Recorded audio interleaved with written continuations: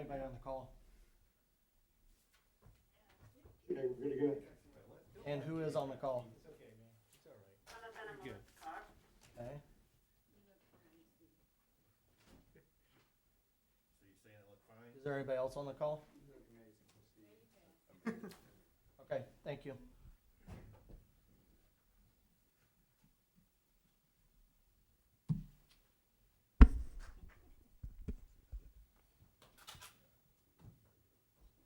Are you ready, Chief?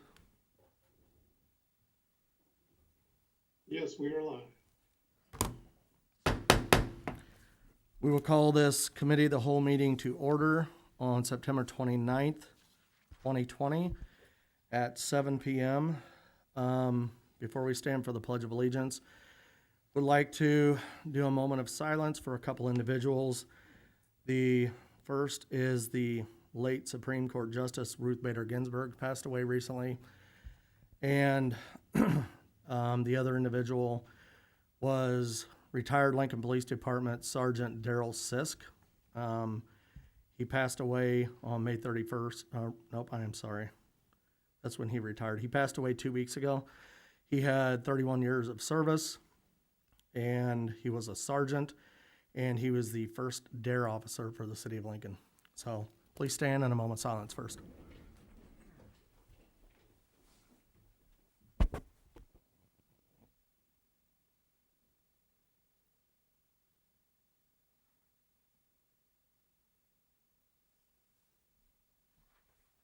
I pledge allegiance to the flag of the United States of America and to the republic for which it stands, one nation, under God, indivisible, with liberty and justice for all.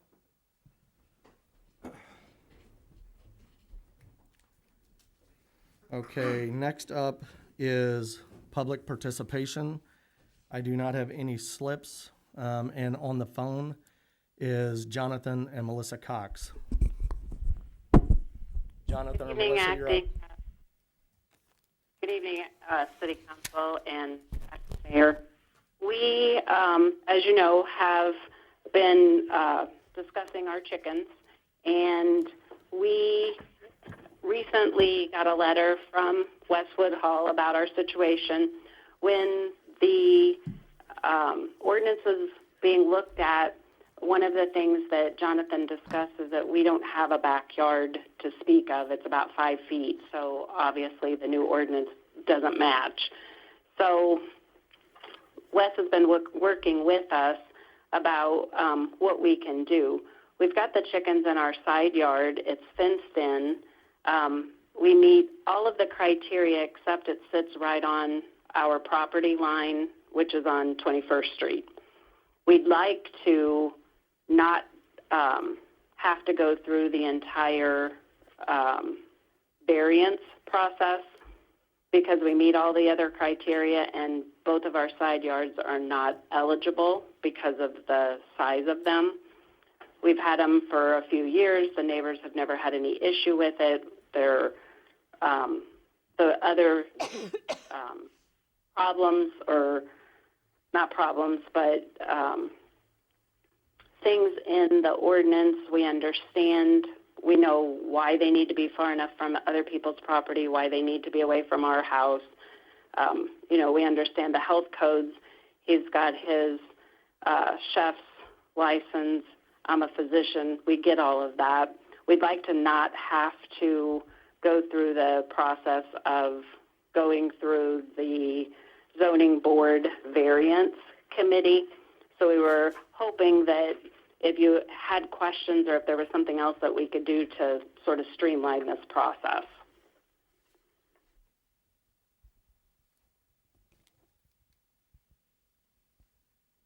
Alderman Parrott. I would just have to refer to our city attorney. Mr. Hoblet. Well, there is a process to this, and I think the process has already been outlined. I understand the considerations that you're essentially desiring, but essentially you're asking for the council to look the other way or kind of give an exception to you without having going through that process. I'd have to say that we have a process, and that process is for everyone, and that process needs to be followed. That's all I can really comment on that. Thank you. And I understand that. I'm not sure why the process is in place for $150 for really just a committee to look at the situation. Wes has got everything else outlined. We will do the paperwork, but I guess we're not really clear why there's a $150 fee for the council to just review it. And we're also curious why or where, I guess, the $25 licensing fee for the chickens is going to be used going forward. That's something that was really never outlined in any of the discussions when this ordinance was taken into account, the last 3 or 4 months. Mr. Treasurer? Thank you, Mr. Mayor. The $25 fee, just like we have numerous license fees and permits, and this is just one of them. That money is, in most cases, receipted into the general fund, and it's one of the Okay, thank sources you. of revenue. Well, please let me finish answering the question. It's one of the sources of revenue that the city uses to operate city government, and that's why we have it. And that's why we have many other licenses and permit fees. Ms. Cox, did you have anything So- else? So that explains the $25 licensing fee, but it really doesn't explain $150. You sit on committee. It's not extra time from what I understand. So it's just a curiosity question. We've got the paperwork pretty much completed, other than we need a couple things that Wes needs to explain as far as the individuals that we need to send it to, because we don't know who owns one of the properties. So we can take care of that, but it doesn't really explain where the $150 goes. Is that also going into the general fund, or is that because there's extra time, extra committee work in order to hear this variance? Mr. Bateman?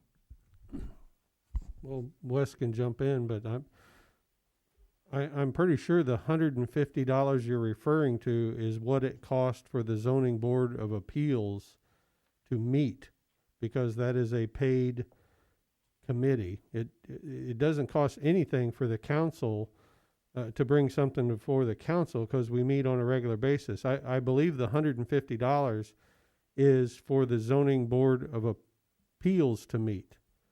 And that's where that comes from. It just pays their salary, which a lot of times, and I'm new to city council, but a lot of times at the county board, they met either like when a giant wind farm is coming through, or the zoning board of appeals met when there was 3 or 4 things going on, to meet to work those things out. Kind of like Jeff and I both sit on the economic development, and that meets regional planning. When that meets when there's something coming forward that needs to be discussed. I believe that's where that fee comes from. Okay, thank you for the explanation. Do you have any other questions, Mr. and Mrs. Cox? No, thank you very much for your time. Have a good evening. Thank you. You as well. Okay, next item up, it's not on the agenda, but we had a topic of discussion today. I'm sorry, I didn't have my microphone. Next item up is not on your agenda, but we had a item of discussion today at City Hall, and it's a little bit time critical, and therefore I felt it would be appropriate for the individual to dial in tonight, speak to the city council. That it is Eric Larson from Illinois American Water, and he's going to talk to you about the current situation with water cutoffs due to COVID. And then the reason I asked him to speak was because I think the council is going to have a brief discussion about how they would like to proceed from the city perspective as well. So, Mr. Larson, if you'd like to speak, the microphone is yours. Thank you, Mr. Mayor. Can everybody hear me? Yes. Yes.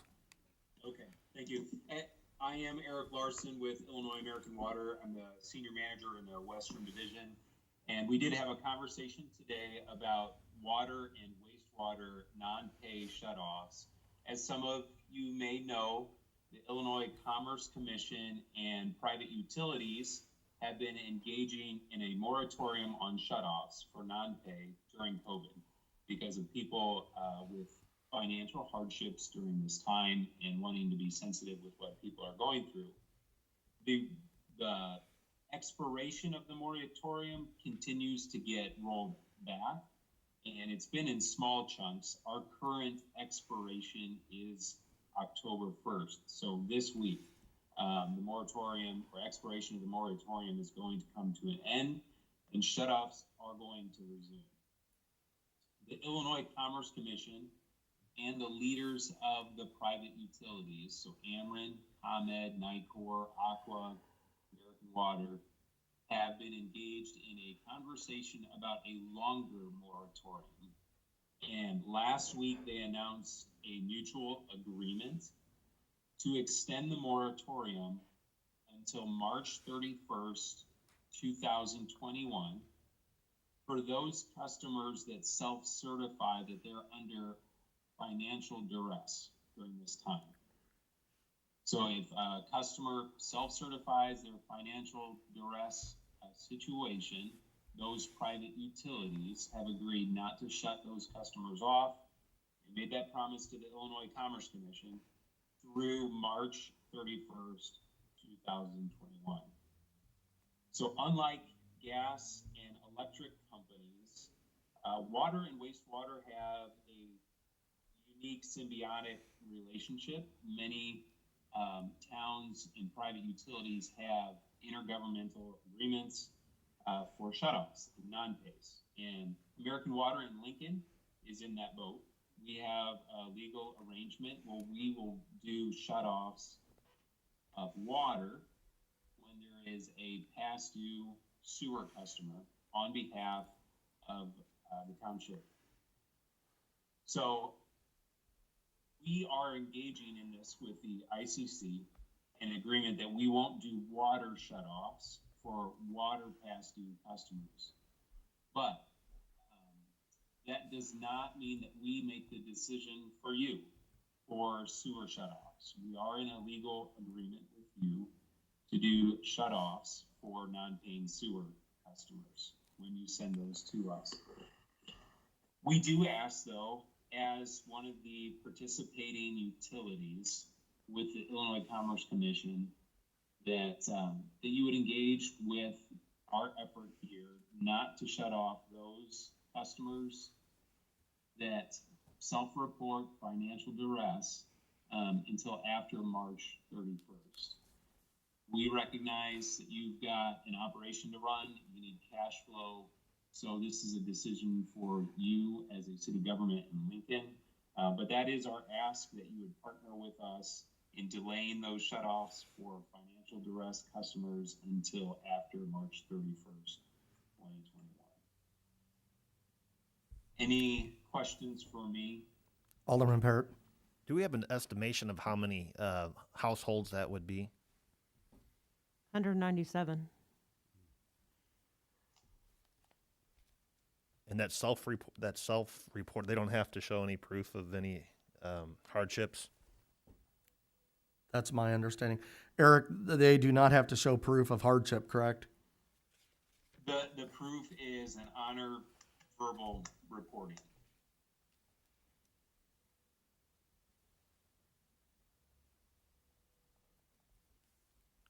Any other questions? Alderman Bateman.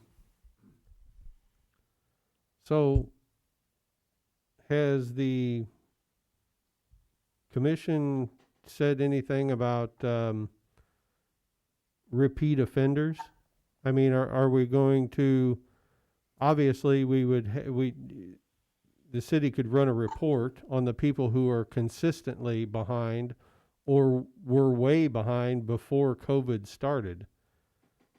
So has Illinois come up with any kind of language of You know, I understand people are under distress now, but what about the ones that weren't paying or habitual never payers until you shut their water off? Then they come in and pay. You know, I guess I can be the iron-fisted one and say I don't feel that those kind of extensions should be given out to people who were never current to begin with. Alderman Parrott? If there were habitual prior to March,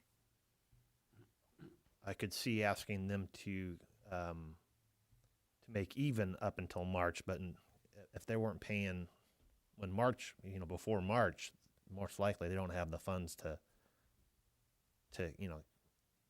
catch up now. So I agree. If they owed money before March, why don't we send them a letter saying you have to pay? Just use round numbers. They owed $300 prior to March 1. Send them a letter saying you have to pay us the $300 prior from your prior balance. Can we still shut the water off then?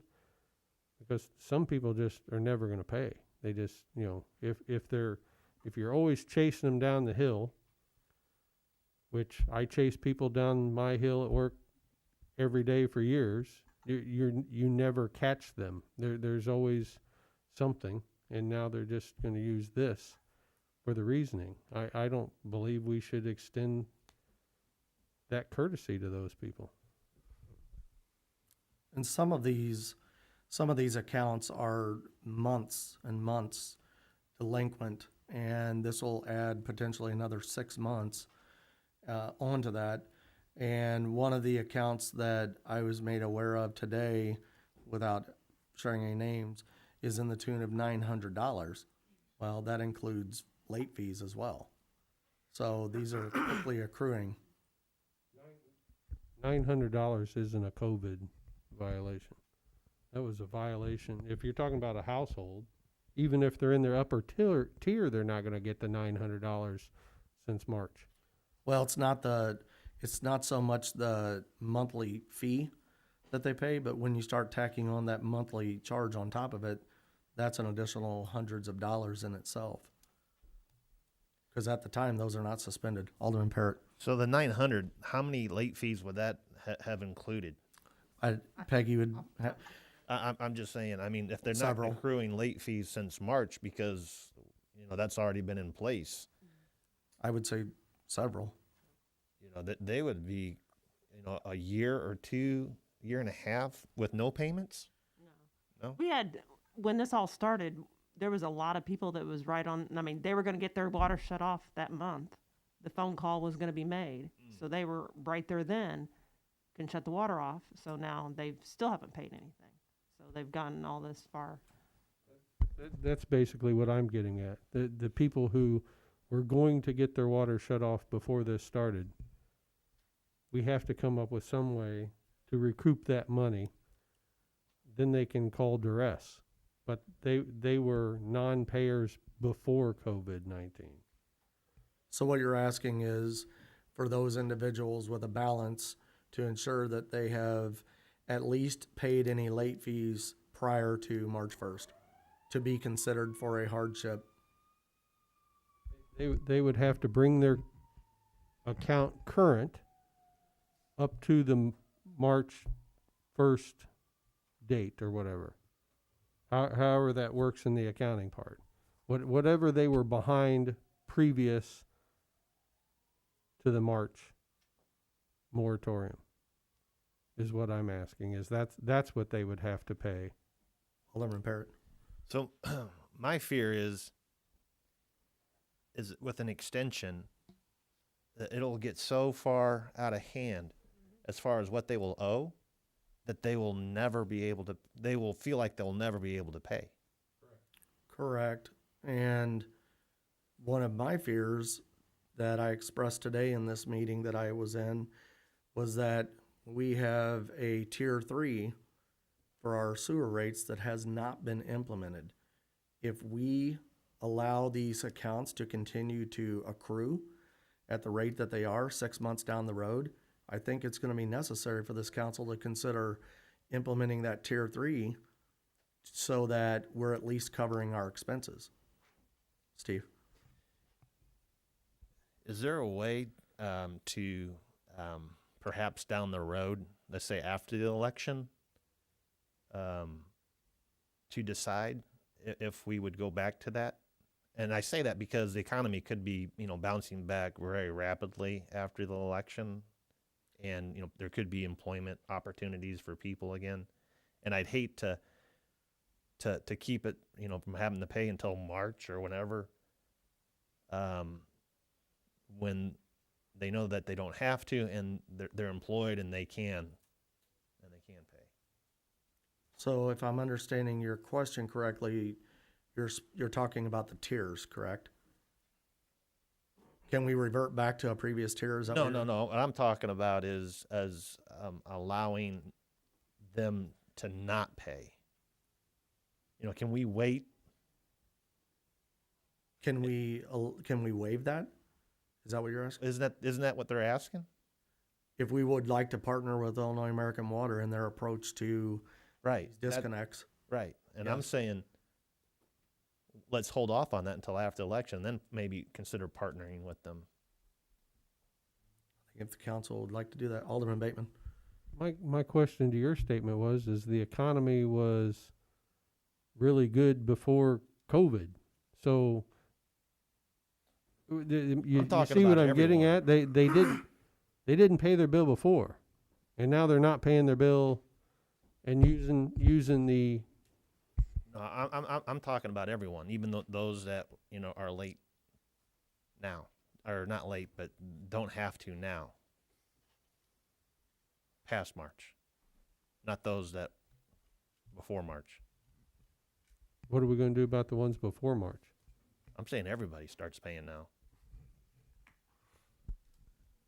So in other words, what you're saying is even those individuals who have outstanding balances continue to pursue collection methods and disconnect approaches to address those. And the reason I say that is because what happens if everything bounces back great, and they're still not paying? It's January, February, and then we're into March, and then to your point, we have bills. We got city bills to pay. Yep, the CSO plant, it costs money to run. They Alderman reach Fleshman. out and make arrangements, payment arrangements. Some people have. They understand the process, that there will be a day their water will be shut off, and they have come forward and has set up arrangements. It's a signed arrangement that they have made, and if they fail to come through, then it's null and void. Alderman Bateman. So why can't we reach out to those and say you have X amount of days to come in and make a signed payment arrangement with the city for your sewer bill? The people that want to pay and feel they owe it, they're going to make that arrangement. The people who just say, well, heck with it, I'm still flushing my toilet and I'm not paying the bill, those people are going to still do that. That's what I'm saying. There's a difference between people unable to pay because of COVID and their financial hardship, and the people who habitually just don't pay their bill because that's the way they've always operated. They wait till they get the shut off and then they come pay. They wait till they get the shut off, then they come pay. Those are the ones I don't feel that we should extend anything to. Alderman Fleshman. Yes, are we currently charging late fees? Yes. Yeah, we didn't at first, and then we started back again, yes. Started back again? And on individuals that have come in and are trying to at least pay something on their bill, we're waiving that late fee for them? I can't honestly answer that one. I would think that would be a start if we want to at least have them, if they're showing best interest of trying to at least pay something on their bill, that we should be able to waive that late fee for them. Mr. Hoblet. If you're having people coming in and signing signed agreements, the question you have to be asking yourself is the enforceability of the signed agreement. Because if you go along with Illinois American Water with what they are proposing, and you have them come in and sign agreement, and then they do not adhere to their signed agreement, we've already promised that we were not going to be doing any shutoffs coming up until March. Essentially, you make it to, I mean, I guess you could put forth a breach of contract claim to them in regards to that, but they're still not going to be shut off until the end of March. And then what might end up happening is we're going to have a conversation then at that time about just account forgiveness of some sort, because people will be so much in arrears. So at some point you have to bite the bullet. I don't know if a signed agreement is necessarily will save the day in regards to in getting some sort of enforceability. It might help with some people, but I have some concerns in regards to enforceability. Alderman Parrott. Are there any other utilities that are offering this type of service? Or not service, but forgiveness? I'm not familiar. I mean, I know Comcast was offering internet to people during this time period in some places. People who necessarily Like couldn't afford Ameren is not offering this type of, they're not shutting off power, it. Correct. Correct. I And think or are they That's the shutting off power? utility commission that Mr. Larson's talking about. It's not just Illinois American Water, it's Oh. Ameren as well. Okay. So Alderman Fleshman, are you proposing that we, because I don't have an issue with where you're going with the late fees, but I would say if there's gonna be forgiveness, it should, to Alderman Bateman's point, go no further than March, because they may have late fees that were accrued prior to the COVID hardship taking place. I agree with that, yes. And so does that mean that the council would then like to again suspend late fees or keep those in place moving forward as is? Alderman Parrott. I could waive late fees for those that happened since March. But those that are chronic, before March, that's a tough one. They'd be responsible for those late fees prior to March.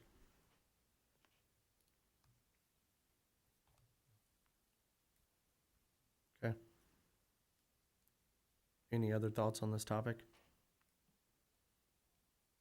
So is that how you guys would like for Ms. Bateman to move forward? Sure. She needs to have some direction at this point because of the fast approaching deadline. Alderman Bateman. I would like to see some kind of letter sent out that they need to come in and make arrangements. Yeah. And only then waive the late fees. If they don't bother contacting the city, they get a late fee. If they truly want to make an effort and admit they owe the money and they're under a hardship, that's almost admitting the hardship there. Come in, fill out the form, we'll waive your late fees, and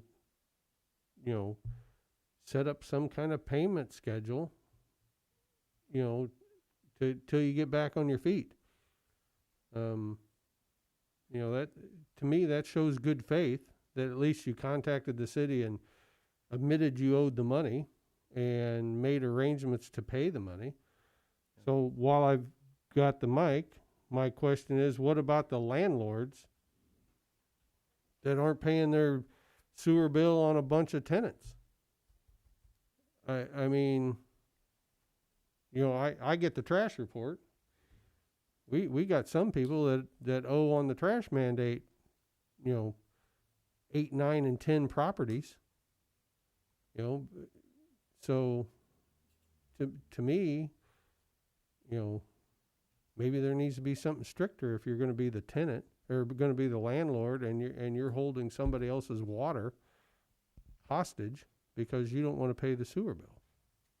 Alderman Parrott. So a landlord, you would think they would be making money from the tenants. Yes and no. I talked to a landlord last week, and they have over 10 properties, and they have some good tenants, but right now, due to some of the executive orders that have been put into place, they're not required to pay their rent. And so these landlords are still paying mortgages on properties that they're not collecting rent on. And so that's another added layer to this problem, is that there's so many of these type of programs that are out there right now. And, you know, rightfully so, there are some people that are habitual offenders, but there's genuinely some people out there that are, you know, struggling to make ends meet right now for obvious reasons. So that's another thing to consider when we talk about it. But I think ultimately the property owner, the landlord, is responsible. Now, the unfortunate part is if they don't pay it and a disconnect happens against the tenant themselves, then now we've got a dilemma that we've seen happen in the past. Alderman Bateman. So to move this subject along, I personally feel that we should reach out to those people that are late, have them come in and make arrangements to pay their sewer bill, however the arrangement that they can make, and we would then waive the late fees only back till March 1. If they owed late fees and back sewer bills before that, then they need to make a greater effort of trying to get current before using COVID-19 as the reason as they're not paying the bill when they weren't paying the bill to begin with. So that's what I would like to see done. That way, you know, the honest people are going to come forward and make arrangements to pay their bill. And then the city can work with those people of waiving the late fees and helping them out, making arrangements.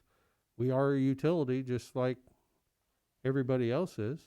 So, you know, and as you said, we got bills to pay also. We're the sewer company's still running. So that's how I would like to move forward with it. Peggy, is that something that your office can handle and address? Just make this clear. So a letter go out for them to make arrangements to come in, sign an agreement on a set payment. Yes. And we will waive their late fees back to March 1st. But nothing prior to that. I mean, Nothing we're prior. not going back prior to March 1st. That's what I'm hearing. Yeah, nothing prior. So that would be those 197 individuals. Okay. But Alderman Downs. there's businesses involved, there's commercial involved in that 197. Alderman Downs. Yeah. I guess since we're talking about the late fee structure here, I guess just for clarification, the late fees work if I'm a day late on my sewer bill, I'm charged like $5 or $10, and then if I'm 30 days late on the sewer bill, it jumps to 50% of my. I thought it was a $25 flat fee. Yeah, $5 first time, and then after that's 25. Okay. I think it's the late fees that are killing people, and they just kind of build up, and people just get overwhelmed. I don't really know what the solution is, so I'm sorry I can't help there, but I would like to look sometime in the future at reducing those late fees so that people don't build up these whatever $600 bills and just get overwhelmed with it. So I just want to throw that out there. I know that we need money, but I mean, just throwing this massive bill to people that they're not able to pay and just, I don't know, they skip town or what they do, but they'll never end up paying it. Yep. So, I'm just looking for So suggestions, I don't disagree with you, Sam. The thing we have to think about, because I've had this conversation before, is that when they went through, and Alderman Fleshman was here at the time, they went through and calculated, he helped them, what it would cost to cover the CSO improvement project. And those $25 late fees were calculated in based on historical numbers that we receive. And so if we're going to lower that, it will have an impact of some sort to that amount of money that we need to borrow to cover that project. So we can certainly look into those numbers and bring it back and have a discussion with the council. I think that's what we're doing. Mr. Treasurer? Thank you, Mayor. This goes back a long way as far as how this all came about with the shut-offs, and I know not too many of you were here. Alderman Einake, you were here. Alderman Horn, you were here.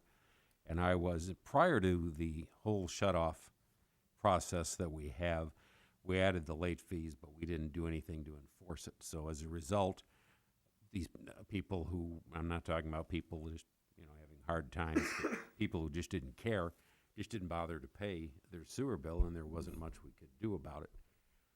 The result of that was our sewer O&M fund would get down to as low as close to zero, or very low numbers, nothing like what you need to operate it, and we would have to borrow from other funds to operate that sewer fund. And then those are short-term loans; they have to be paid back by the end of the fiscal year.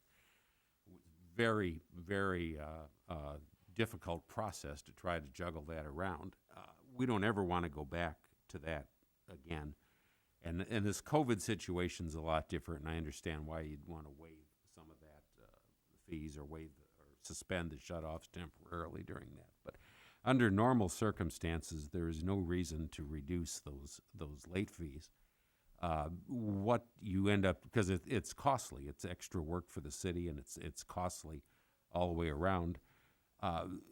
What you're really doing when you reduce those late fees is you're necessitating increasing fees for people who pay their bills on time, because we need to fund the CSO improvements, as the mayor has accurately pointed out.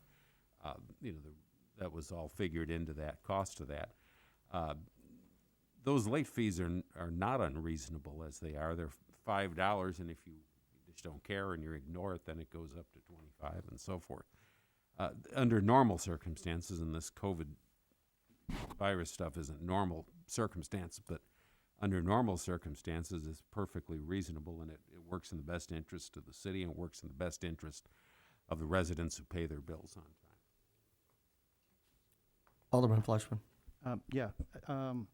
Ms. Bateman, I'm sure this is going to be a tough question for you, but of the 197 that we currently have, if I remember correctly, we always carried about 30 or 40 shut-offs on the books, or people who hadn't paid their bill. We always carried them on the books. Is that correct? Well, as Chris told Eric on the phone today when we had our call, that the time they made their calls telling people they're going to get their water shut off, and by the time it actually happened, because there's so many days you got to give them and everything, it's been running about 6 people that they had to shut off. They're at the end. But yeah, it might have started about 40 people before the phone calls, but after everything, it ended up about 6. And then also, I agree with Mr. Conzo, Treasurer Conzo. I don't really think we had a problem with late fees prior to the COVID. We always had the same customers that Right. had to come in and pay that late fee for one reason or another. So I don't know that there's a big need to reduce that. And I am glad that you brought up the Tier 3 possibility. This is a discussion we'll have to have down the road, but now that we do know our principal forgiveness and the cost of these projects, we'll have to take a good hard look at whether we're going to really need that Tier 3 or not. Yeah, because I believe it was set on a schedule to implement at a certain time, and I believe that's getting close, so we'll have to have that conversation sooner than later. Ms. Bateman? So this letter about waiving late fees back to March 1st through the current bill that's going out tomorrow? I mean, if they make an arrangement, if they come in and make an arrangement, what if they make one payment? That you just wiped out all their late fees since March? I would say that they would have to complete the payment arrangement, then have those waived. That incentivizes those individuals to see that through to completion, aside from the fact that they would get a disconnect. Am I, But are you wanting them to pay it all at one time? I mean, well, that's, I mean, a Yeah. payment arrangement means they gotta set how many months and work that out with you, right? Those late fees will just be carried until the end of that arrangement. I don't know how you do that today when you make arrangements. Alderman Parrott. Yeah, this seems like this could be very Yeah. cumbersome Yep. for the clerk's office. And arrangements, like some people might say, well, you know, we'll try to get this thing paid off in 12 months, or we'll try to get this paid off in 24 months or 6 months. It'll be different amounts and numbers. And, Yeah. you know, what I could see is, to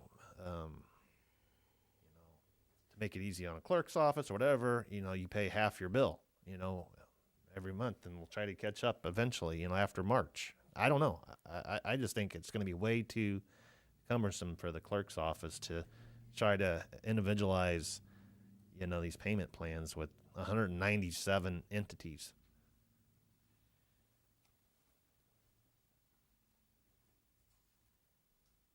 Alderman Fleshman. I agree. What if we set up some type of percentage?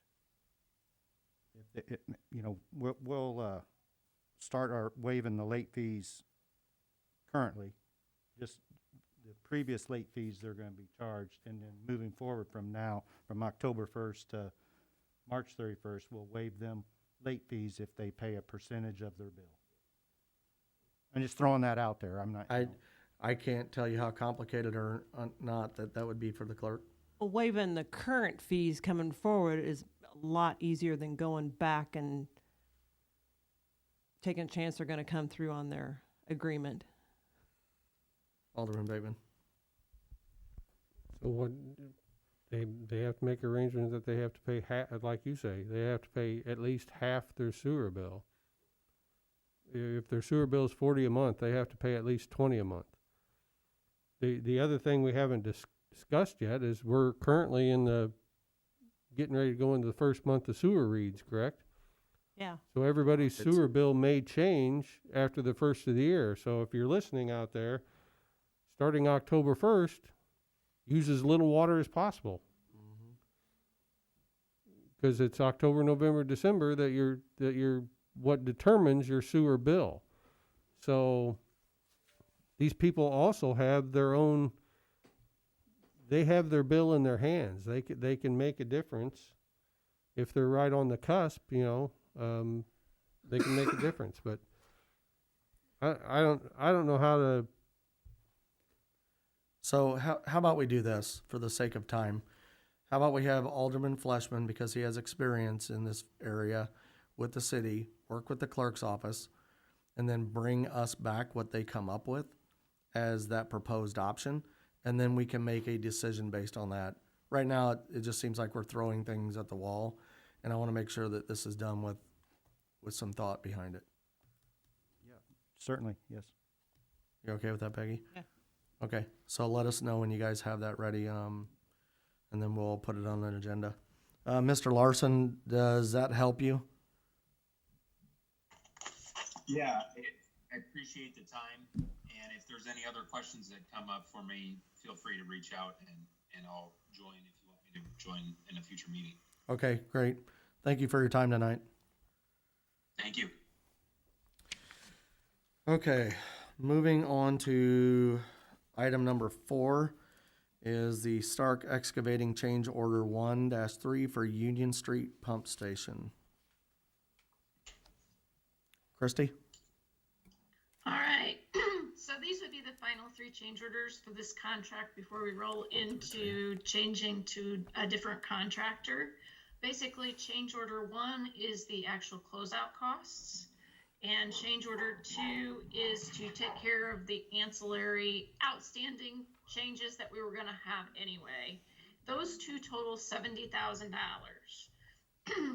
And then the third change order is actually just to, I call it kind of zeroing out the contract. It'll take it down to take the total contract amount down to just what Stark has completed to date. So, and then this will allow us to roll through, do our final, final pay request run the next cow, and then get this project closed out and get ready to move on to the next piece of it. Alderman Parrott. So when all these closeout costs are completed, what would be the total payout to Stark? All right, so the total payout would be $1,184,076.17. And if you're looking to find that, that's actually, if you look at change order 3, and it's in the package, it's page 6. On the left-hand side, it goes through and it goes down to what the final contract price incorporating this change order, and that's where that cost shows. And when Stark Excavating does their last pay request, which will be for the $70,000, following that, the city will have paid them $1,184,076.17 for the work that they have completed to date. Alderman Bateman. So, Christie, if you could, for clarity, for the rest of the council, some of that $1 million is it's not just labor; it's the pipe. Oh no, yeah, it's a lot of materials. We have our pumps. We have a lot of the piping on site. We have a lot of the valves. We have hatches. We have manhole covers. We have a complete inventory of everything that's on the site. So, yeah, and I was just going to finish up with maybe 2 quick questions then. So then the new company coming in to finish up, and what can you tell us what that bid was for? How much? Honestly, I don't have that off the top of my head. I'm just trying to get to with Stark, and then to complete the project. What's the total bill? I will tell you that I don't believe we know that just yet. We know what the difference is, and then we will negotiate with the next contractor to basically negotiate out what has been done and get them moving on it. So at this point, it's really not something we can say for sure. We know they were the second low bidder. Again, I can't tell you exactly how much. I don't have that off the top of my head. But we basically will then execute that contract and then move in. Now, one interesting thing, and I can't remember if I told you guys this the last time, but one thing that's going to save us some time is that IEPA is going to allow us to basically transition the contractor from Stark to the contractor number 2, so that we don't have to have a lot of wasted time in closing out one loan and going to a separate loan. So hopefully the only thing that IEPA needs is to get all the final lien waivers and the final paperwork from Stark, and then that will close out that piece, and then we can roll right into the next one. Thank you. Alderman Bateman. Also, Mr. Parrott and the other members of the council and the public watching, that one thing that has happened is in the interim, Ameren has worked on moving their utilities to different locations. The water companies worked on moving their utilities to different locations. So I didn't want people to think that the work has just stopped. There was other work going on that had to be going on, just with different utilities at the time. They continued. We had to have gas lines moved and water lines moved. Those have continued and probably are pretty close to completion. So when the new contractor comes in, that work has already been done. Yes, and just to let you know as well, we had our surveyor out there last week as part of the construction contract. So all of those utilities will now be documented on these record drawings, so we will know where the utilities are under the street. Okay, any other questions for Christie on this one? Alderman Fleshman. Yes, Christie, I see on the one invoice here, we're getting equipment downcharge. Is that typical? So this was a very unique project because when it started, we ended up running into the utilities and there was some downtime. We did negotiate that particular downtime down substantially, where they weren't able to work while we were getting the gas main relocated. So just so you're aware, and Alderman Bateman and Mayor Welch can attest that we worked very hard to get the numbers down to something that was palatable for the city and to get this closed out. Okay, thank you.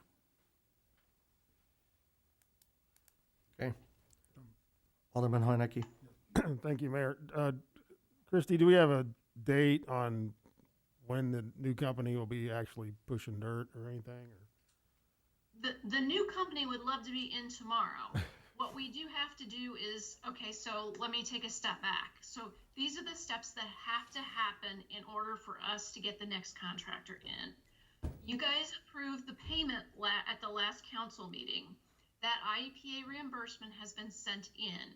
They have been doing very good at turning those around. So then when you guys get the reimbursement, Ms. Bateman is cutting the check. The check is cut. It will then be sent to Stark because the money will be in your account. So at that point, we're looking at probably 2 weeks or so until they actually get the check.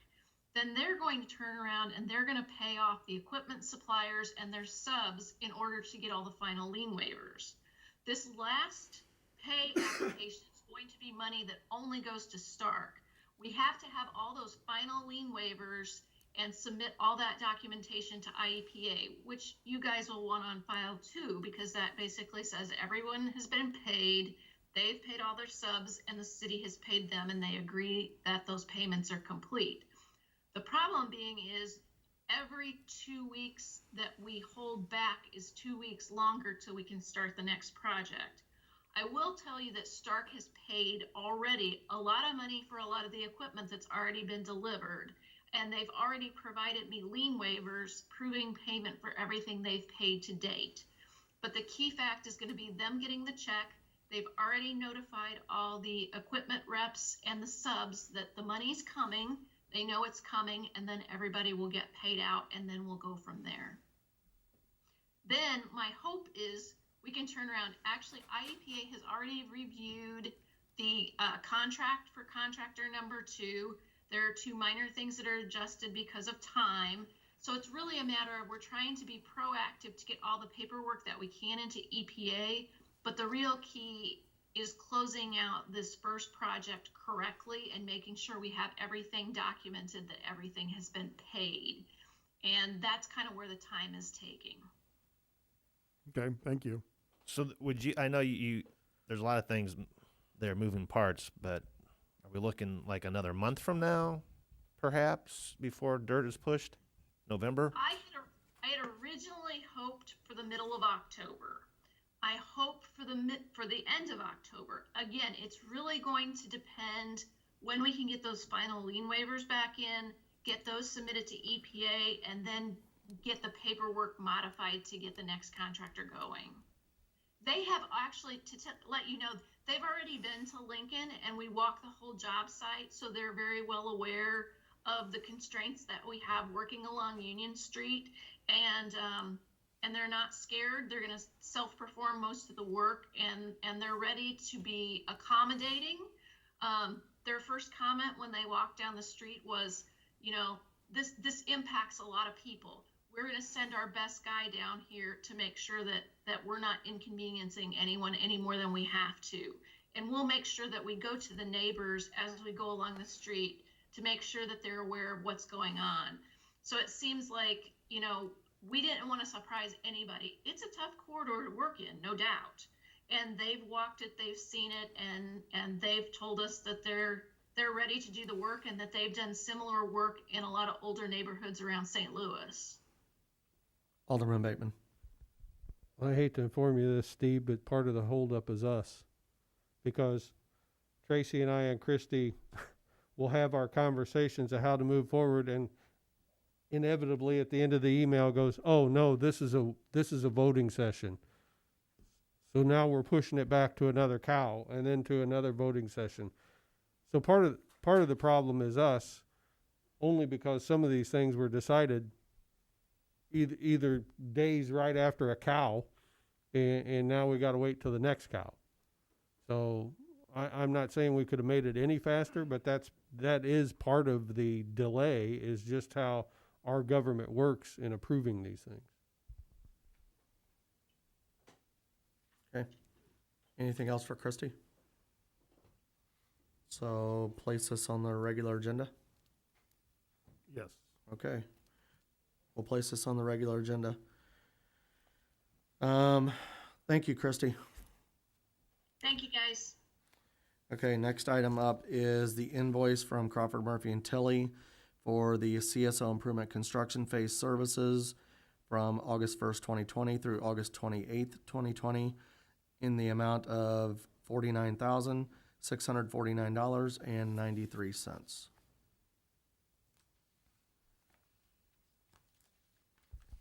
Move to This is- approve. Place it on the regular agenda? Yes. We'll place that on the regular agenda. Okay, item number 6 is the invoice from Crawford Murphy and Tilly for the Fifth Street Road Professional Services from August 1st through August 28th, 2020 in the amount of $6,111.23. Place on the regular agenda. Regular agenda? Okay, place that on the regular agenda. Item number 7 is the invoice from Hanson Professional Services for the Fifth Street Road Project in the amount of $11,896.78. Regular agenda? Yes. Okay, place that on the regular agenda. Item number 8 is the employee HSA contributions for calendar year 2021. Ms. Bateman, did you want to speak about this one?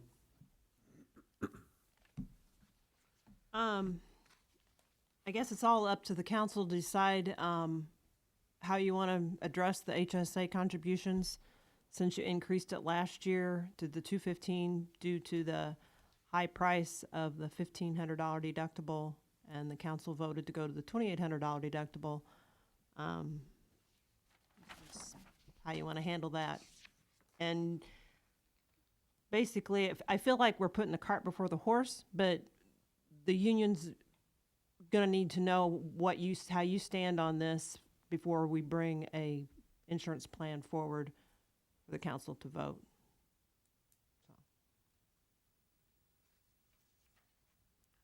So what would the council like to do on this particular topic?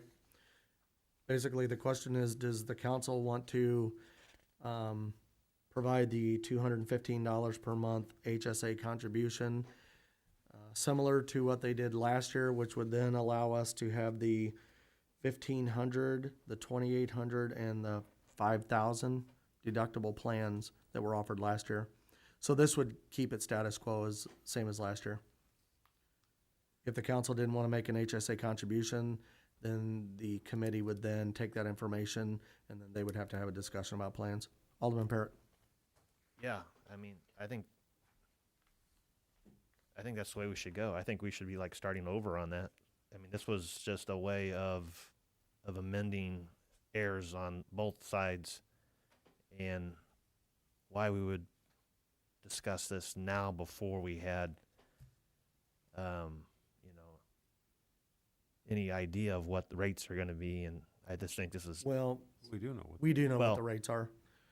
So the rates that were shared for this year's insurance was, keep me honest, Nancy, but 5.9. And that was the rate that was initially proposed. And then R.W. Garrett went back to Health Alliance and had conversations with them, and they initially ended up with a 0% rate increase. So as it stands now, there's a 0% increase. So the memorandum that Peggy put together for us was intended to show you guys what would happen if we provided the HSA contribution versus what would happen if we did not. so here's the issue. Health insurance is always going to go up. Now, rates might not have gone up, or they were able to keep them. But if we make this a precedence, it's going to be an expectation year after year after year after year. Yes? Yeah, this was, Right, and then it'd have to be negotiated in or out. And once you already start doing something, it's that much more difficult to negotiate out. so part of our challenges right now, and the committee has had plenty of conversations about this, is that each union, and you guys know this, each union has specific things in there that they negotiated.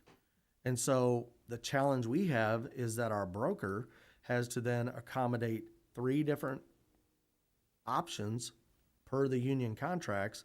So when they go get an option to choose from, they get like 4 or 5 different options because we had to provide those options to accommodate all plans or all contracts. So the HSA, the idea with the HSA was that it would accommodate most of those so that it made the jobs of the broker easier to come to a decision on plans. That's how we ended up there last year. Because if you remember, we had a huge gap we had to fill. So we went with certain plans. We offered the HSA to fill that gap and meet the stipulations of the contract. Those contracts have not changed. They did memorandums to at least accept that HSA, which was outside of the language of the contracts last year. And so if the council did not want to move forward with this HSA, we can take that back to them and they can have a discussion and then come back. Kathy? I think we should ask the treasurer if we have the money to contribute to the HSA. Mr. Conzo? Thank you, Mayor. Thank you, Alderman Horn. We did budget that for the current year, and we did budget that with the possibility of the increase beginning January 1st. We're not going to see that increase, but we did budget that with the expectation that those HSA contributions would continue as they have been, and the HSA contribution for the $1,500 plan was not thought of. It was not, I believe, figured in at that time because of the changes that were made. But we should be able to certainly accommodate that as well for people who want that. What Which, would the by the council way, like is to do? relatively few people, as I recall. Yeah. How many people does that affect, Peggy? What? $1,500. $1,500. How many employees currently take that $1,500? Nobody right now, Nobody because right we don't now. have a $1,500 deductible right now. We had the 28 for last year to 100. meet this HSA, correct? Yeah. But you need to realize the $1,500 deductible, the fire department has that in their union contract, that they need the $1,500 deductible. It's cheaper, premium-wise, and HSA more contribution for the city to pay $215 HSA contribution and do the $2,800 deductible plan. Money-wise, in the end, it's cheaper on the city. But then since the city we can also offer the $1,500 and the $2,800, and that's basically what we're trying to put it here.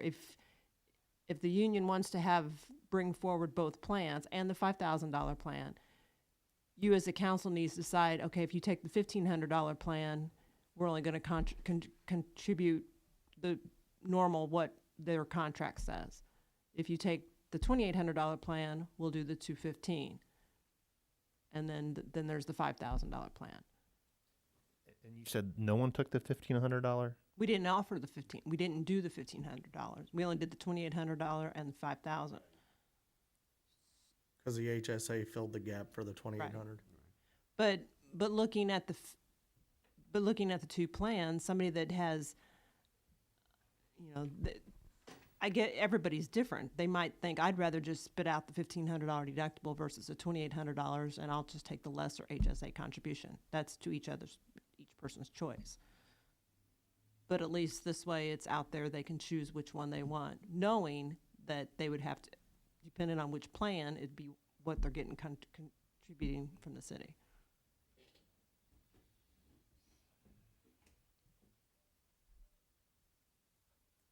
What would the council like to do?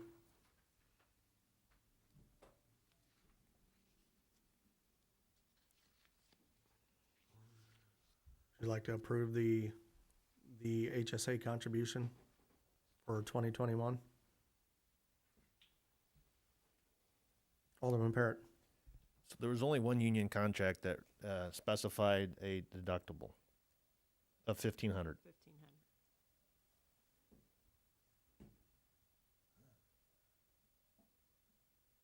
Alderman Bateman.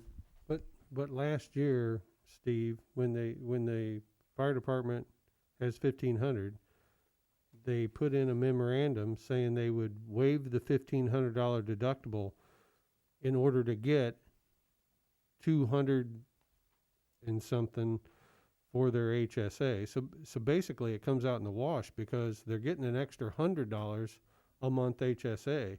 That's money they can spend on anything. They can either save it for the $2,800 deductible or whatever they want to spend it on. So it's kind of a wash. If the council votes to, yes, we'll continue the $200 if that's what the unions agree on, then they may come back and say, yeah, we agreed on it last year, we'll do it again this year.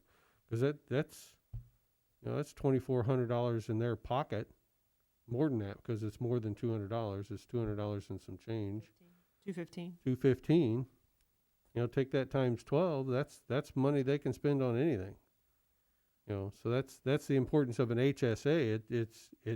It's designed tax wise to bridge the gap for your insurance. And they already But have, the law also says you can spend it on anything you want. yeah, and they already have Anything. HSA. Not in there. anything. It has to be not anything. It has to be medical. But there's, Can't pay your sewer bill with it. Unfortunately. or your You late can fees. spend it on things medical wise that your insurance don't Right. cover. Yeah, eligible medical expenses. But they've already got HSA language in here as well. So like if you look at this document Peggy provided, police gets $115 a month, street departments $115, and fire gets $110. So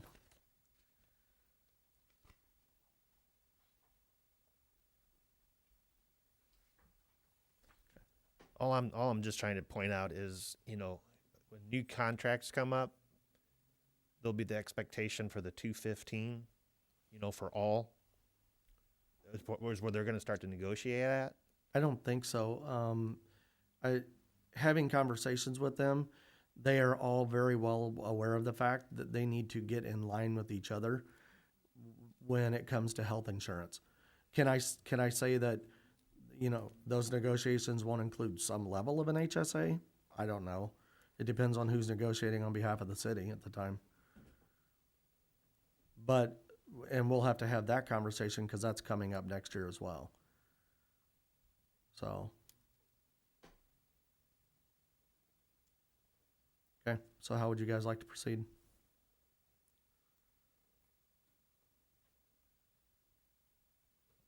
Put it on the regular. But What do you how? Are you just going to vote it that Council will vote to approve the $215 HSA contribution should the employees or that committee come up with plans that support that. That's how I would look at it. It's the council's authorization of the continued HSA contribution. yeah. Alderman Parrott, No, go ahead. Alderman Fleshman. If you would help catch me up to understand this, how come the HSA is $215 a month? Is that because it would be taxed? So I'll surely botch this up because it's been a year since we had conversations about it. But last year there was discussions about the health insurance, and I'm gonna make this a condensed response. Last year there were a lot of problems with the health insurance trying to get to common ground on this one, and there were some plans that were approved, but then we later determined, or some of the recipients of the benefits determined that they may have violated contracts. We went through some other discussions to try to come in line and be compliant with those contracts. And the only way that this council could reach common ground was to increase the HSA contributions from what's in their contract to $215 across the board, so that we met the contractual obligations for all three contracts. Bridge the gap between a $1,500 deductible and a $2,800 deductible. Yeah. So the extra $100 bridged that little over $1,000 gap. Thank you. Okay, so we'll place that on the regular agenda. Okay. All right, next item up is enhancement to the existing language regarding the social networking in the employee handbook. Alderman Downs. Okay, so the last cow, we discussed changes to the social media policy. We references to Protected classes. protected classes. Yes, thank you. So we talked last week. We removed a little bit of language. We added some more language. Some of the other departments had their own social media policies. So we did add language to state that this social media policy is in addition to other, it may include other policies specific to your department. Yeah, that's So those were the two significant changes was language, which makes reference to other city policies, and then the statement of protected class as defined in the American with Disabilities Act. Yes. Okay. So place this on the regular agenda? Yes. Okay. Place this on the regular agenda. Thanks, Sam. Next up is the discussion of bids presented for one new 3/4 ton and one new 1/2 ton truck for the fire department. And Chief Donofsky is going to speak to us about that.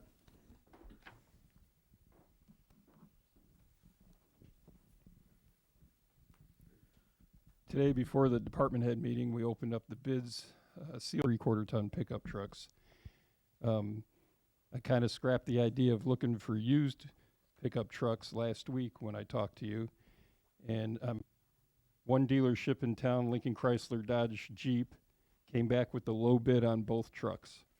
Came back at $31,213 plus licensing and fees, which gives me a total if we were to purchase. So I'll take any questions. Otherwise, I'd just like to move forward with I'll still have a little wiggle room to get the lights transferred over from the two older vehicles, I guess if you call it, put on the sides of the pickup trucks that we have. I did get the Tahoe fixed this week, so it's up and using those vehicles until those new ones come in. So, any questions? Alderman Parrott? Color of the vehicles? Red. Zamus and Grau. What I'll do before the voting session next week, I can, since we just opened these this afternoon and got the packets put together, I can make sure I forward all the information to you so you can see what the other bids were. Yeah, I was gonna say place this on the regular agenda, unless something comes up in the packet that we see different, we can always table it. Have you thought about having for alleys or something like that? I know it's not a very expensive. We can add a package like that to the vehicle. Walt, Streets and alley would, they're gonna allow that. They'd file a grievance on that one, I would suspect. help plow the streets. I think that was, I'd be lying to you if plowing, but that was kind of off duty. They weren't working shifts and wouldn't help out. We could keep our own lot clean with it. In snowstorms heading to specific calls around town, grievance filed by the other union. But that's why I mentioned it, because we have other fire departments that have done that, buying trucks through the Ford state bid. I'm just throwing it out there that it's not a very expensive package if you're buying a new truck. And he factors in the light transfers and things of that, and tried to add on additional features after the bids came in. Around, I could even budget for it next year if that's what we wanted to do. The truck's going to be Forecasting a pretty bad snow year this year, I guess, but needs, I mean, that could be up to the chief to decide. And I think that's those real good prices on that, at least a better place economically speaking. And if it's, but Regular agenda? Yes. Okay. Thank you, Chief. I've had at least 2 conversations with individuals had a conversation with Chief Adams about his thoughts on this, and then we'll have a discussion. Chief Adams? After, of course, you looked into possible ordinances in regard to fatalities throughout the state that have certain panhandling laws in place. However, there's organizations that have been overturned because violating their rights to speech, whatever's on that sign. So we also have issues with them being in a public right of way that we necessarily can't stop them from being that public right of way. However, the issue here is there's people walking up and down that roadway all the time. So if you're going to outlaw one, you probably have to outlaw the other one. And we don't have any states that have been actually putting up signage that instead of panhandlers, and instead of giving to a panhandler, give to your local charities. For that, I'm going to see if I can bring this up on your screen. Packet also, Chief. Is it? Yeah. Understand it? Okay, great. Yep. So that's the, okay. So that's the sign we talked about. Some of those up around that intersection there at Walmart, which will maybe help eliminate the problem that way. So we leave it up to you for this. Okay, Alderman Keller. Thank you, Mayor. Chief, have we looked? Sign costs and how much it would be to erect those signs, but we were thinking at least. I don't know. I don't perceive a sign doing any good, to be honest. I just really don't see signs, first of all, littering our roadways. I just don't see this is really doing to do much good. So I'm a little pessimistic. Well, they're in the next problem is, the only thing we have, the only recourse we have at this point is actually putting together an ordinance and That we had at our disposal, and even an ordinance. Okay, so if we had an ordinance, think about it. I think that's exactly the point, is that the ordinance itself would get us into a position where we could have somebody try to contest it through a lawsuit, choose to do that as well, that we think there's better ways to get them the help that they're seeking. Also, I would say this, since I've had this conversation with the chief, I have paid closer attention to that That's not really good either, being on a corridor into town. I've heard multiple stories about those individuals coming off the median into the road to take handouts from individuals. One of the individuals that's out there and has been at this point is give the police officers any teeth per se. I think this would be a good start to addressing at least the fact that we know that that's happening in the community. And I don't think it has to be obnoxious, signs up and down the roads. I think in the places where people. There's been a lot of municipalities have voluntarily repealed their ordinances in regards to panhandling. The latter showing that as of, there's some pretty recent cases in other states that speech. So therefore, there's some why I think it'd probably not be in our best interest to pass one, and essentially. I think the signs are really good for education of the people that are passing by and to realize. Alderman Parrott. So I just wonder Chief, how do you handle, because I've seen people at Four Corners, advertising carling, but they're no different than a panhandler, and I think they were asked to move by local. I mean, the question is people hold booths downtown, but those people get permits from the city and are insured. Would be my concern is, somebody getting hurt. But the other issues we have is, when people stop, they're actually in issues. If you do create an ordinance and you try to implement on that ordinance on somebody that can't afford to buy food, or how are you going to do is this? There's an Illinois state statute that has certain requirements for people who are soliciting either rides or business, and that does happen to also encompass people who are asking for monetary contribution, and that's where you kind of get the permit aspect into that. And that's something that I was going to generate via email out. This issue might be ripe again for discussion again after I do that, but just kind of an FYI for the council. Thank you. Any other? Alderman Downs. I had a question for Chief. litter. We haven't had too many issues. We did have an issue, I believe, yesterday, or if it was earlier today, but there was no issues there. Yeah, but other than that, you know, it's just the complaints and the looks is what the issues are. This- Yeah, go, Oh, wait. the city attorney. He's gonna give us some more information. What this actually is, because it might essentially be, nothing might come of it. There might be the statute that I'm looking at, might not essentially have had any credence, or it's a problem or an issue. So would your solution complement the signs or eliminate the need for them?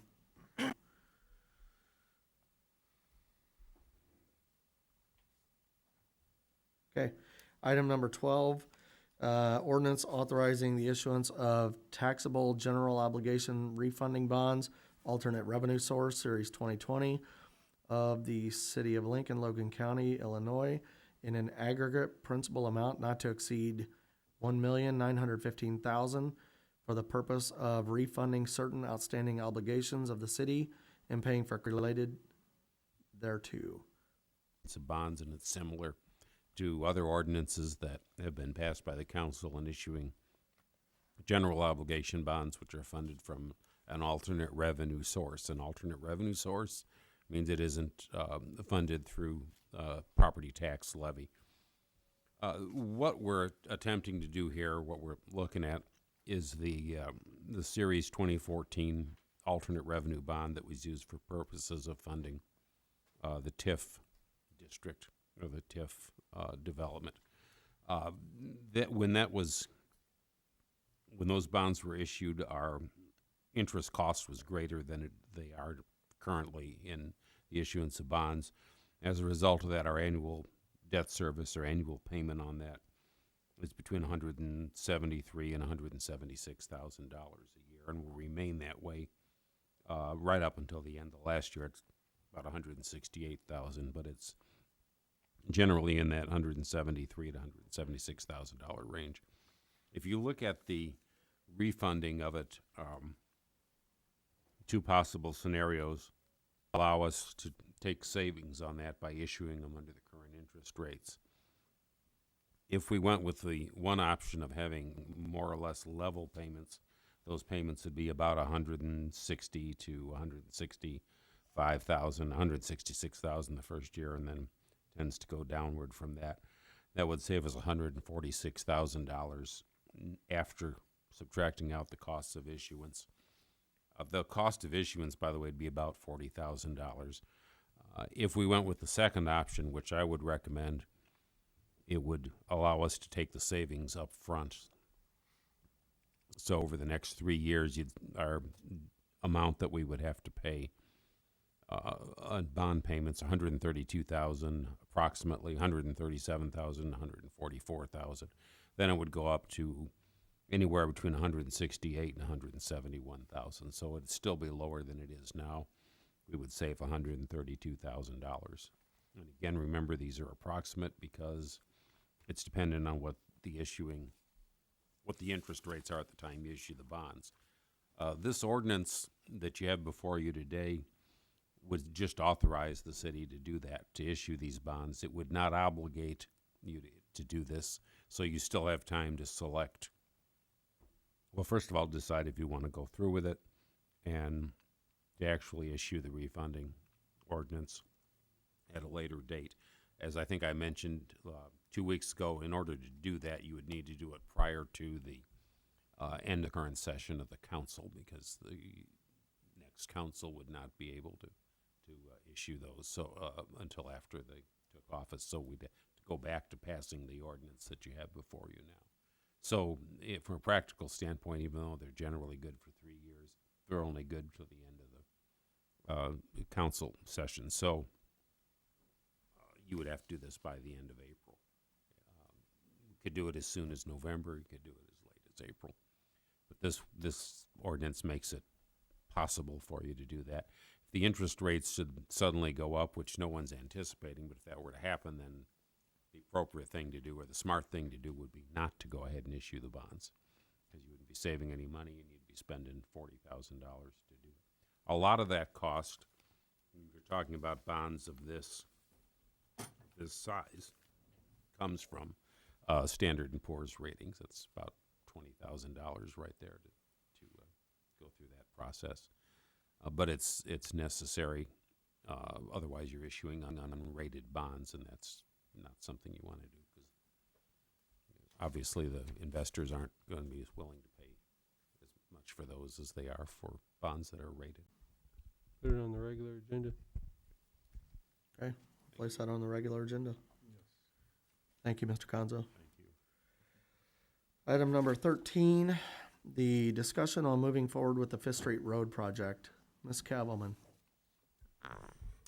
Yes, we discussed, I guess it was what, 3, 4, 5 months ago, maybe 6 months ago, we were gonna have an update as of September 1st, on land acquisitions, and, from all of this, we're down to about 3 parcels. They've just done exemplary work this week. I didn't know if you wanted Amber to say anything, or do you want to speak to that, Amber, or not? Or how much of an update do we want? I would say we need all of the pertinent information you can provide to the council so that they can decide whether they would like to move forward or not. Okay.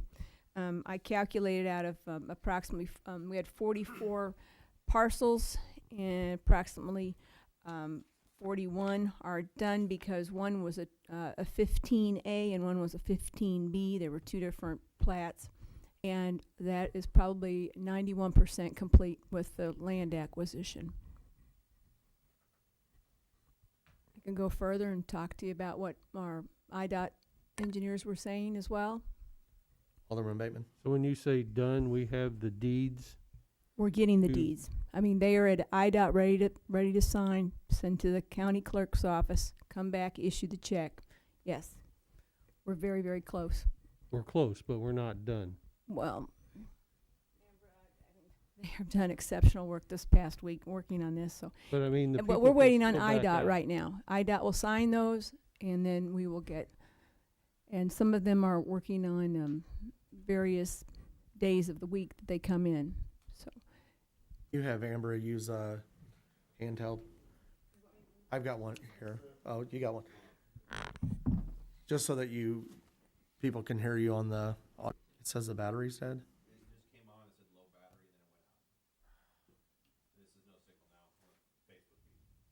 Okay, you guys continue. Do you want me to go ahead and continue, or do you want me to wait?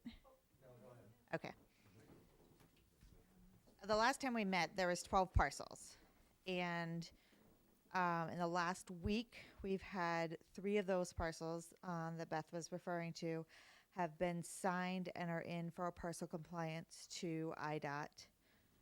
We have 4 that new offers needed to be made to, and so those 4 parcels, the offers were signed. We still have 5, at least 5, and so there's 4 that we have verbal agreements on, one being a donation, so he's wanting to wait. And then there's 1 that is still outstanding. That I'll be honest, I'm not sure where he's at. He has not responded to me. I haven't been able to reach him. So we still have 1 property owner that is still very much out.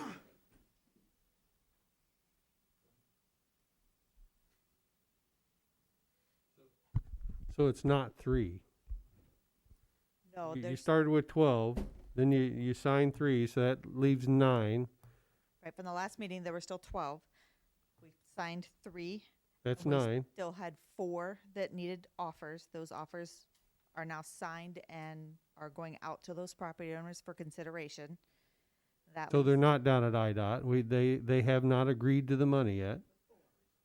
No, the only 3 that are at IDOT are the ones that signed. They don't go to IDOT until they're physically signed, and then we do parcel compliance. So I'm saying we're at 9. We're not at 3. We're at 9. You're waiting on offers. Correct. We have Okay. 4. We have 12 total. 3 are at IDOT and are signed, but they're just waiting for IDOT approval now. And then 4 offers are being made, and then there's 5 left. And there's 4 that of those 5, we have verbal agreements with 4 of them, and we have one that is still, I will say, just outstanding. I've reached out to him several times We have 9 outstanding parcels. so total, we have 9 outstanding parcels. But 4 of those have preliminary agreements, right? Or have the 4 that have been sent for signatures.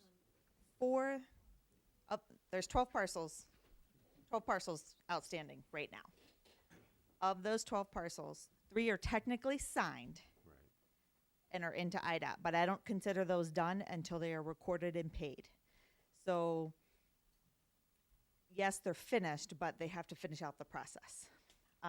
We don't pay those until IDOT reviews them and gives parcel compliance. It's just a procedural thing. And then we submit them to the city for payment. So of the 12, 3 are signed by the property owner and are waiting for parcel compliance from IDOT. 4 just are getting their offers, the revised offers from the design changes. 5, we have verbal agreements with. There's 5 left, and of those, we have verbal agreements with 4 of the property owners. And there's 1 then that is outstanding. We had verbal agreements with a guy 10 years ago, and he changed his verbal agreement. That's why I'm saying, and I've said all along, obviously everybody knows I'm not a fan of this project, we're not at 3 parcels. We're at 9 parcels left. Until they are signed, documented, and we own them, we are at 9 parcels left. We started with. We're actually at 12 because we haven't got the other 3. IDOT's got 3 of them. So we're at 12. 3 of them look promising. We have 9 that we are still working on. Of the 3 are physically signed. They're just IDOT has to process them. So, but they are signed. That could be any day those coming in. Let me just say too, with IDOT, with any of these agencies, there are a number of people working from home, and a lot of things don't get processed as quickly as they did. And I can tell you that based on the checks that we send to the state, for a lot of them are for licensing vehicles, police cars and so forth. That, we turn them in on time, but they might sit down there 3 months before the check's cashed. And I think that's happening with a lot of things because of the change to the. I'm giving them credit structure. for the 3. Okay. I'm giving them credit for those 3. Those are the 3 at IDOT. So verbal agreement. So the real number, which I'll be asked this tomorrow by several people, the real number is we have 9. Correct. Being They resolved. are in various stages, but it's 9. Earlier that sometimes you didn't say sometimes, but you said the city council sometimes is the reason for some delay. We had change back in August of 2019 to take the bike path out. That saved the need for 2 parcels. So she did that. That delayed that. Then we came back from CMT, had extra work that was due to go back and get the offers going and get a few of those changes revised and done, and they had to get some reappraisals done. And that was about a $10,000 amount, and this council didn't approve it right away, and so then we had to explain exactly what we were doing. And so all this takes time, and you know how that is. It has to go through the regular CAL meeting, then the voting meeting. So I really want to praise CMT and Hanson for doing a very good job this past week. Have just really worked hard on this. I can understand all that. Where I'm having a problem with is consistency. We talk about we're getting really close, and then we find out the real number is higher than what we were close on. We're never getting a concise. Earlier this evening, it was said we're at 3. The math shows, and a couple councilmen have not in agreement, we're at 9 parcels. We're not at 3 parcels. We got to have, as Mr. Welch said, we need all the pertinent information to decide whether we're moving forward or not, and we're not getting consistent, pertinent information of where we stand. I understand government works slow. For God forbid, we're 25 plus years on this project. That can't get much slower. But the problem is we can't make decisions based on comments of, we just need consistency. We need to know exactly where we stand, not a guess, not an estimation, not we're working on it. We need precise information, because the email that was sent just before the council meeting tonight, we're looking at a $6 million project here. $6 million for a mile of roadway. That's just ridiculous. You know, and I feel bad for the people that live out there. We don't even maintain it. It just keeps getting worse and worse and worse. And we keep promising that we're going to fix this thing. We don't. Mr. Conzo just shot down a $3,000 snowplow because we're supposed to conserve money, which I understand. I'm not knocking that. But we're looking at a $6 million project? We're having concerns spending $3,000 for a snowplow. You know, and a few months ago, I threw out the number, and we've spent more money since then, of $1,288,926. As far as I know, in the research I've done, we've only been reimbursed a little over $300,000 of that.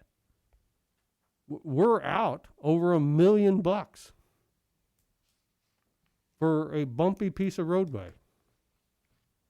Where does the madness end? Now we own all these parcels.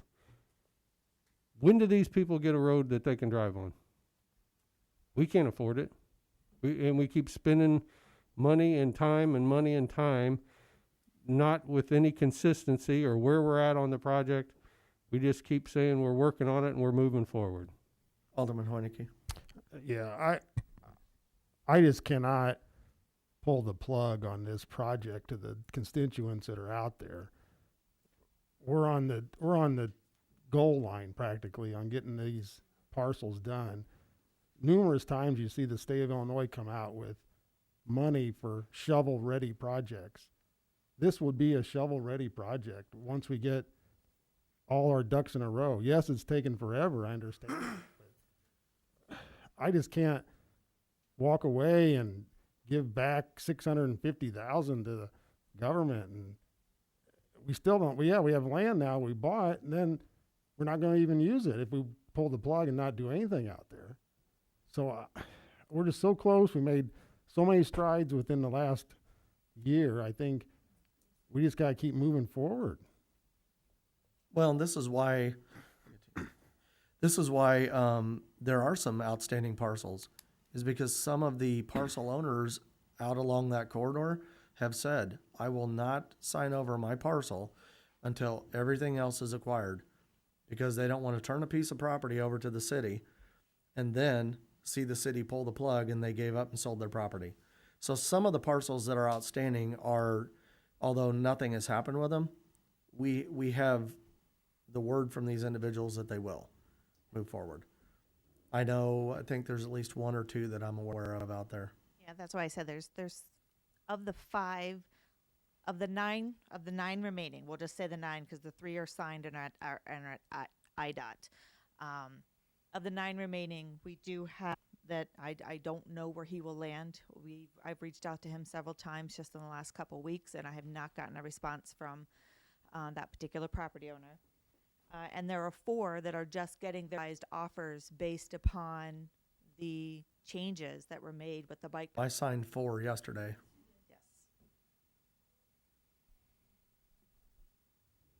Yes. Jeff. I guess the follow up too. I mean, I understand it's totally different between Heitman Drive and 5th Street Road, but that was $70-some thousand just for an engineering and construction, pre-construction stuff, just to do a small 2-block street and try to figure out what kind of surface is underneath there to put out just a blacktop road. I mean, you're just band-aiding it at that point, I think. Alderwoman Horn, did you have something you want to say? Yes, I want to say I agree with Jeff. We can't just abandon this project. We've been working on it for years. I remember we went somewhere in southern Illinois to discuss this a long time ago. And I want to say I commend you working so hard, Beth and Hanson, for getting as much done as you've done in a relatively short amount of time this year. Mr. Treasurer. Thank you, Mayor. Just a couple of weeks ago, we were at 12 parcels, and now 3 of those are virtually final, waiting for the signature. So I think we've kind of, and I agree with Alderman Horn. I think the city administrator and people she's worked with on this, including Amra and others that have worked on this, have come a long way with it. As far as finishing it, Alderman Bateman, you're correct. It's going to take a lot of money, and it's not money that we've got. But as Alderman Hoyt, with the money that we're using now from the motor fuel tax for the Heitman Drive improvement, so I mean, parcels will never be able to do the construction on it. So we're so very close with it, and with 8 or 9 to go, it seems to me just common sense that we finish that up, and then we're going to have to look at whatever options might exist before going any further with it. Ms. Kavelman? Yes, I did include, and I apologize I didn't get it to you earlier. I had a couple different meetings today, and I couldn't get all of that to you, that packet that I sent to all of the aldermen and the city council. But in one portion of that, I mentioned that we had a meeting back with our city team back on March 12th of 2019, and as well as that he's had a lot to say that day as far as what we would stand to lose. And he said that if we pulled out of this, and this was back in March of 2019, if we pulled out of this, we stood the chance of probably losing federal funding of $3 to $3.5 million. Move pretty much all of our federal funding. We could pull out and take away the bike path, which we did then later in August of 2019, the city council did. But if we went back in and repaved, Julie Ship of Hanson is the engineering design person, and she had said going back and paving just 2 lanes would cost approximately $3 million. Now that was just back then, so possibly it's increased. But she said if we had to put in a new set of plans, it would move it up to $3.5 million. So let's say take $3.5 million away and then have to add another $3.5 million. We're too far into this. And that's another thing is that Engineer Isbell said that we would possibly lose the integrity with IDOT for future projects. We'd lose the integrity of the citizens for starting a project and not completing it. Next phase, and I would truly recommend to the city council that we complete this. Mr. Keller? Thank you, Mayor. Since we devoted time tonight to talk about this, we've been hashing this out for a long time. I understand Alderman Bateman's concerns. This is certainly a project we've invested a lot of money, sunk a lot of money in, with yet to see no real return, nothing to show for it. 24 years, and it's a project. When I ran for council, I knew it was on the horizon. I wasn't even sure if I even wanted to continue with this. But I guess I concur with the majority opinion that I think the light is at the end of the tunnel. I do compliment the work that our city administrator, the mayor, all those who have been involved, CMT, Hanson have played in the role of making all this happen.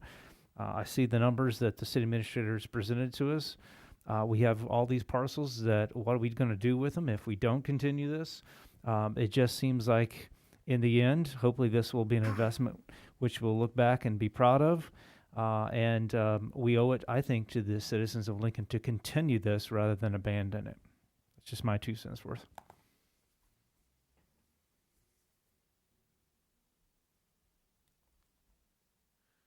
Any other discussion on this topic? Mr. Fleshman? Ms. Kavelman, what is the next phase?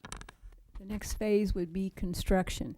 That has been planned this far. Now, that was when I was not here. I've been here for 3 different segments of this project, but I would revert to CMT as far as you were involved with some of this planning portion. No, Hanson was then. So we would go into the next phase, and I've already been working on funding. We thought we we're eligible for TARP funds, 141 some thousand. We're working on that. Possibly that we are not now because we're in a different class due to something in January that was decided by the legislature or IDOT, I don't know. But we now have $75,000 that has come forward with another fund, and we've got money clear back to when Secretary of the U.S. Department of Transportation, Ray LaHood, back in 2005, had promised some money for us too. We've also got some funding coming in from the county. So we think we're farther ahead than we are, but we're getting these all finalized. So that's what I'm working on right now, getting ready for the construction phase. If we're getting close. I keep saying that, and I know Alderman Bateman doesn't like that word, but I keep saying it.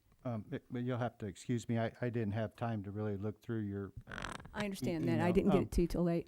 Hanson's has completed their engineering on the project, correct? Yes, there might be just a little bit of tweaking to do because of just wanting to make sure she's got everything. It's been a while, 24 years, but not anything expensive, not too extensive, I don't think. And have they put together some construction costs for us?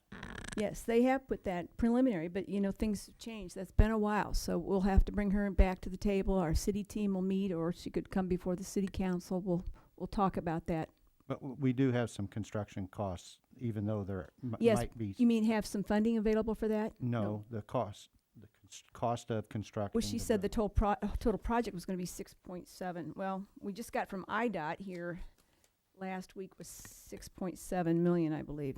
And it had been on our intergovernmental agreement that we had with the county back in 2016. That's the last data. And I asked our county engineer today if he would provide me with an updated figure, because that comes out to be, I think, 4.725, I think. And we've got, can someone help me with that? I've got my figures here I gave today, but we're to 6.7. We came up about $1.4 million more than when we first did this. But so those 6.7 million is the estimated cost of the project. Yes, for the city's portion, yes. City's portion.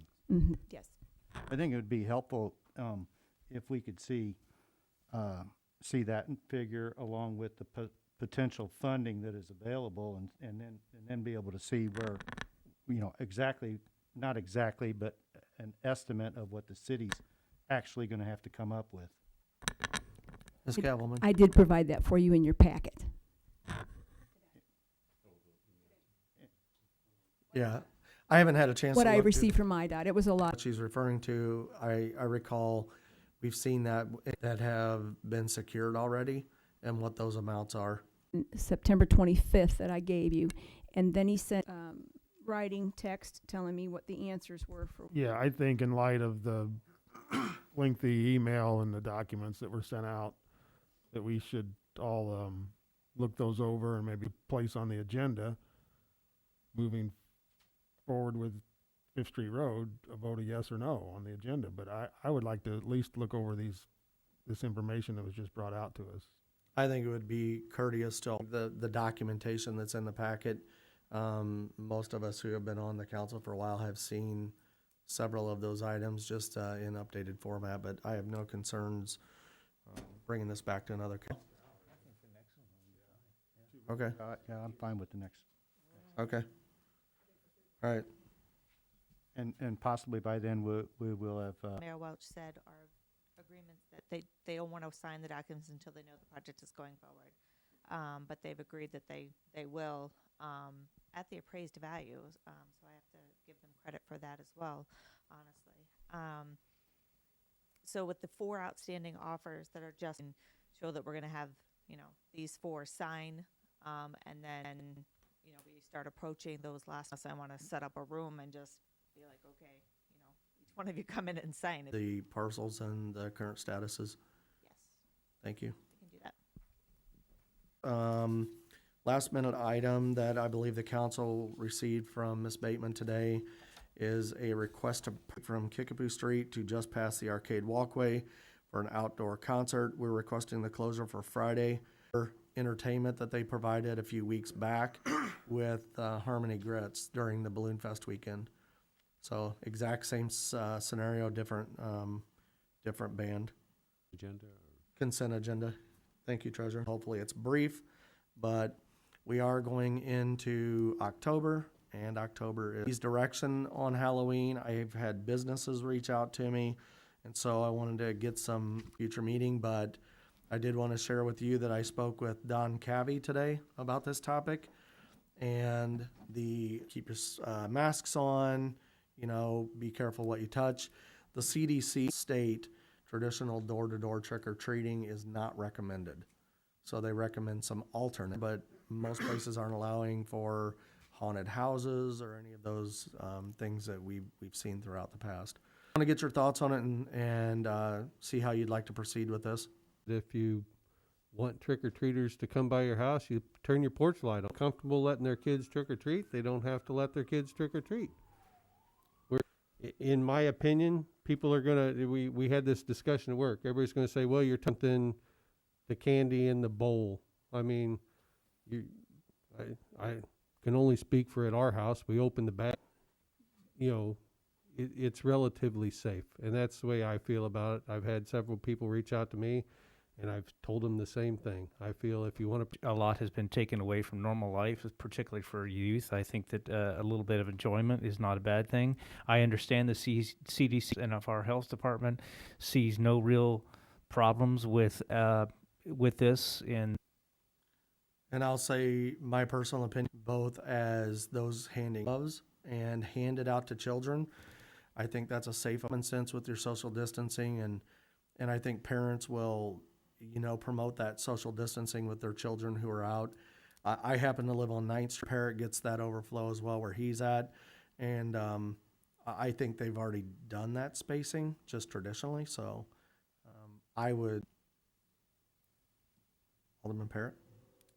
Yeah, I don't have much to say about that. I'm in agreement. Parade later. That's something that I think the city council will need to think about as well. Did they discuss that at tourism? We discussed at the last meeting.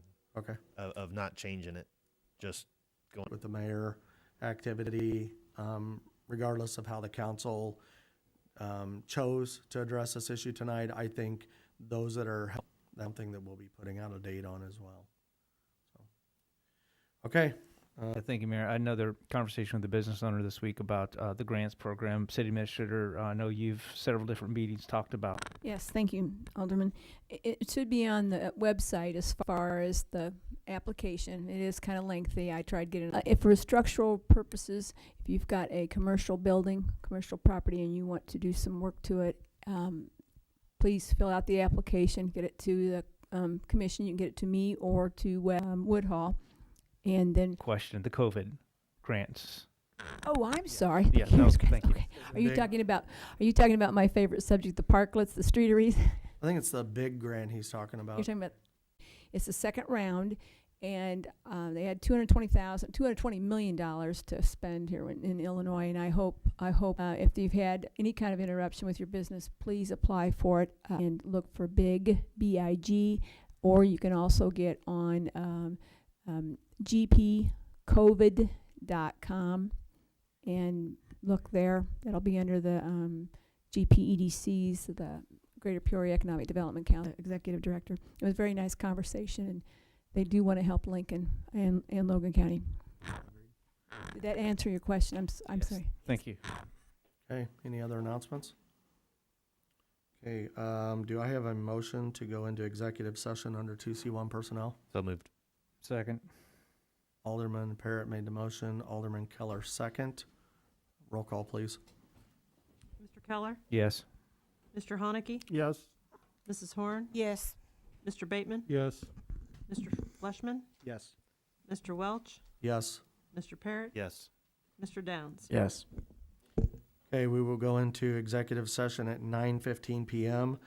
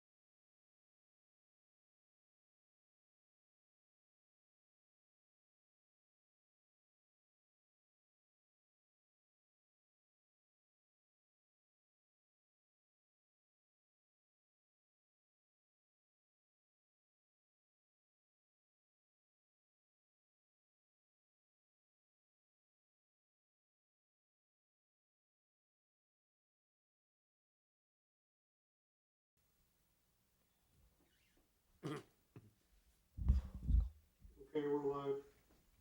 And the recording's on? Yep. Okay. Okay, we'll come back into the committee of the whole meeting on September 29th, 2020 at 9:27 PM. Roll call. Mrs. Horn, Present. Mr. Bateman, Present. Mr. Fleshman, Present. Mr. Welch, Present. Mr. Parrott, Present. Mr. Downs, Present. Mr. Keller, Present. Mr. Haneke. Present. So I would like to place another item on the agenda for the voting meeting, and that will be due to a vacancy in the fire department, permitting Chief Donofsky to hire the next eligible candidate who accepts the offer to the fire department. Place that on the regular agenda? Yes. Yep. Okay, we'll place that one on the regular agenda. Motion to adjourn. Second. Alderman Bateman made the motion, Alderman Parrott second. All in favor? Aye. All opposed? Meeting is adjourned at 9:28 PM.